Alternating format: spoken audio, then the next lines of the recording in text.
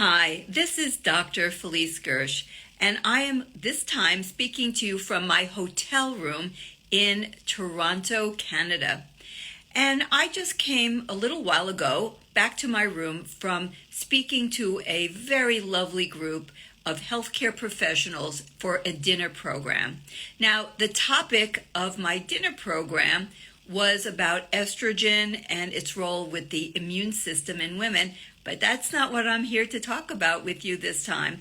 It was after the lecture, which I think went over very well, that we had a complete open forum, a Q&A, ask me anything type of a deal. And everyone wanted to ask me questions about how to prescribe hormones to peri and menopausal women. I mean, this was like definitely the topic of interest. And I was told by members of the audience that what were they being told? They were being told that what should be done is the bare minimum. You didn't have to monitor levels. There was no goal in terms of achieving a level of estradiol. And the goal was, though, to get rid of all bleeding, that women would never put up with having a pretend period after menopause, and you should give a small dose of estrogen and different types and whatever they were told.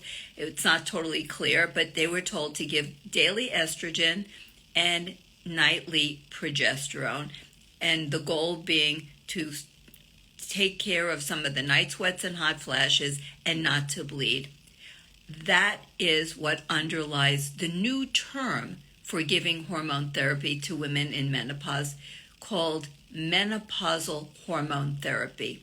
Now, years ago, the term that was used was Hormone Replacement Therapy, and after the Women's Health Initiative, that terminology didn't seem to be acceptable anymore, because what is the difference? Now, this is a really important issue because words do matter. So the words menopausal hormone therapy is really talking about just using hormones to treat a symptom. It's using hormones just as a tool to reduce night sweats and hot flashes. Now, what about hormone replacement therapy? Those words really implied something totally different in the past. It really meant an understanding that menopause was about a hormone deficiency state, and so you would give hormones to replace the hormones that were now deficient. A very simple way of thinking. You don't have enough, you give more, and you replace it so that you have a comparable functionality, which means that you get bleeding, and you give them in a cycle that somewhat mimics a normal menstrual cycle. That was the origin of hormone replacement, the foundational understanding that you lost these very important hormones because of ovarian aging and ultimately failure to be able to produce estradiol and progesterone. So the human female suffered not just with night sweats and hot flashes, but throughout her body there were issues affecting all the different organ systems, and you needed to literally replace the hormones. But that, like I said, changed after the Women's Health Initiative, when hormones were viewed as maybe sometimes a necessary evil to be given in the smallest possible dose, not to have bleeding. In fact, why would you want to have bleeding? That's pointless when you're just giving hormones to try to dampen down some of these symptoms like night sweats and hot flashes. You want to give the smallest dose for the shortest period of time because the hormones that were given were viewed as harmful. So less is best. Now, I want to change the paradigm back to where we were, only even better, to really foster the understanding that this really prevalent concept that hormones are really not good, but we'll put up with them, and we're not really replacing the hormones that are lost. We're simply giving hormones for a little while to deal with some of these symptoms. That's menopausal hormone therapy. I want you to think the way I think for just a moment.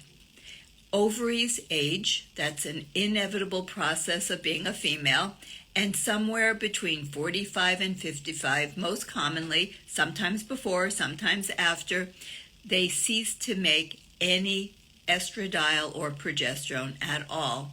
That is really a hormone deficiency state. Now, prior to that, the hormone production declines, and that is a hormone insufficiency state. If it were a thyroid hormone, no one would pause for 1 second and they would say, you need replacement therapy for your thyroid. They don't actually use those words. You just say you get thyroid to bring it back to a physiologic and the level that you would normally have if you were a healthy person. And you give it when the level is a little too low, medium too low, or a lot too low, or it's zero because your thyroid gland, for whatever reason, had to be destroyed with radiation or surgically removed. We should think of the hormones from the ovaries in exactly the same manner. If you are down a little bit too little, medium too little in the body, or you have none being produced by the ovaries, depending on the stage you're at, you need to try to replace them so that you can have a normal level. Normal meaning reasonably physiologically mirroring the level of a healthy woman in her 20s. And that is replacement therapy. So they stamped that out. They just said, we're not using those terms anymore because we're not really looking to replace the hormones. That is not even in the thinking. We're not replacing hormones. We're using the hormones just to reduce those symptoms. And if we don't want to use the hormones, we can use a pharmaceutical. And we do have some new pharmaceuticals. We do have some old pharmaceuticals that can be used for that purpose. And it's really just viewed as another pharmaceutical to try to drop those symptoms down to a tolerable level. It's not about acknowledging that every organ system in the body is going to have a detrimental effect from being involved in a human female body that is not having an adequate amount of that hormone circulating and then enabling the cell to do all the things it should do when you have the right amount. So it's how you think of it. If we keep using those terms, menopause hormone therapy, we're just lumping the hormones in the same basket with the other drugs that are used to treat the hot flashes and night sweats.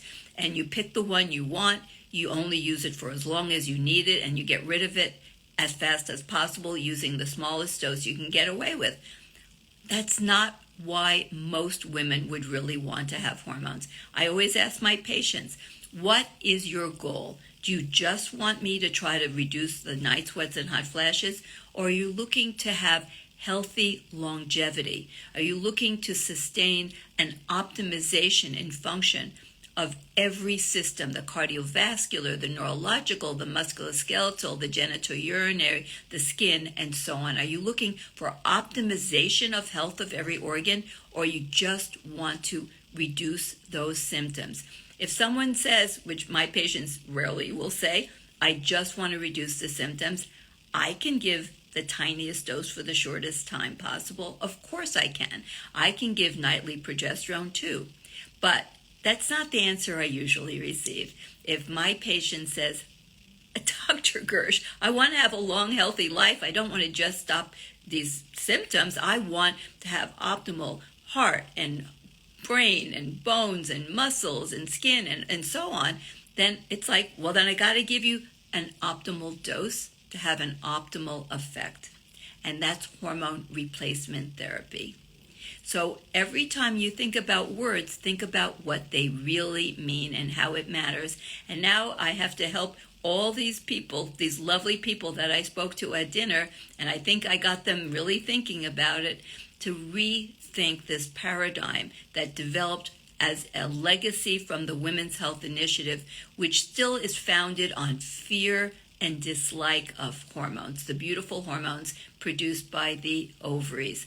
We need to get over that. We need to accept that menopause and perimenopause are states of hormonal insufficiency and ultimately deficiency, and just do the simple thing.